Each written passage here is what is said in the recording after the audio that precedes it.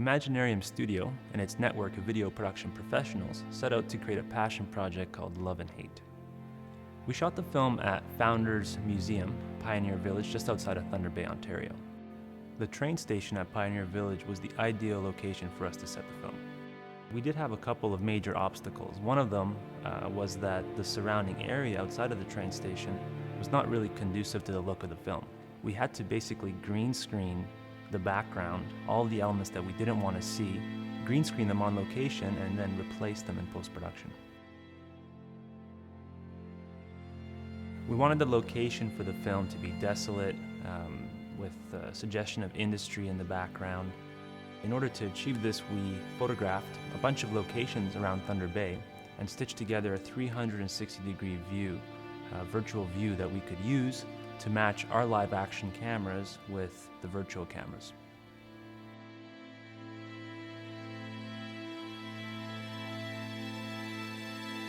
George Renner at Renner VFX worked on nearly 40 VFX shots, which included green screen, compositing, replacing backgrounds, and adding 3D elements.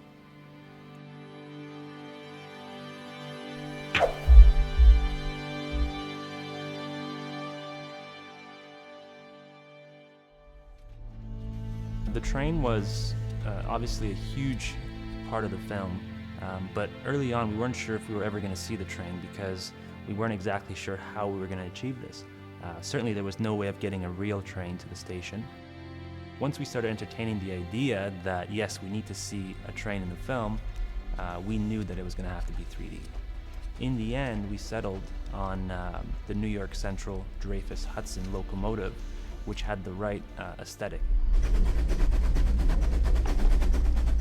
And I think we achieved that sort of frightening moment when the train finally does arrive. All the VFX shots are twofold. There's a post-production component, but really it required a lot of planning and practical effects in camera to blend these CG elements in with the live action. So we used practical lights to sort of sweep across the station or across the faces of our characters on the platform and helped use those practical elements to blend in the 3D models.